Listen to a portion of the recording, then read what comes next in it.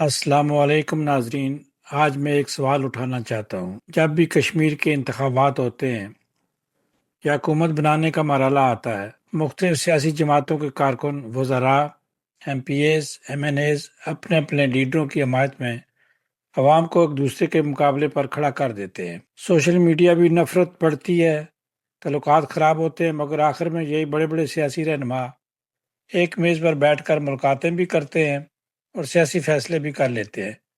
میرا سوال یہ ہے کہ نقصان کس کا ہوتا ہے؟ عوام کا۔ نقصان عوام کا ہوتا ہے۔ آج بھی لوگ مہنگی بجلی کے بل ادا کر رہے ہیں، کئی علاقوں میں بجلی کی فراہمی مسائل کا شکار ہے۔ روزگار، مہنگائی، تعلیم، صحت جیسے بنیادی مسائل اپنی جگہ پر موجود۔ ہم ایک ایٹمی طاقت ہیں، اپنی مسلح افواج کی پیشہ ورانہ صلاحیت اور ملک کی دفاع پر ہمیں فخر ہے اور ہونا بھی چاہیے۔ آج ایک مضبوط ملک صرف دفاع سے نہیں بلکہ اس کے ساتھ عوام کی فلاح، انصاف، بہتر حکمرانی، بنیادی سہولیات بھی ضروری ہوتی ہیں۔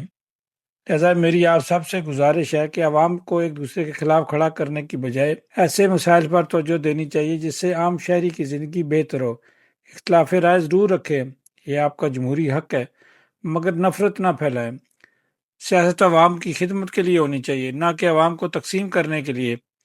آپ کی اس کے بارے میں کیا رائے؟ اپنی رائے کمنٹس میں ضرور دیں، لکھیں اور شیئر کریں، سبسکرائب کریں۔ ہمارا کام ہے آپ کو انفارمیشن دینا اور دیتے رہیں گے، انشاءاللہ کھل کر بات کریں گے اور آپ کے سامنے رکھیں گے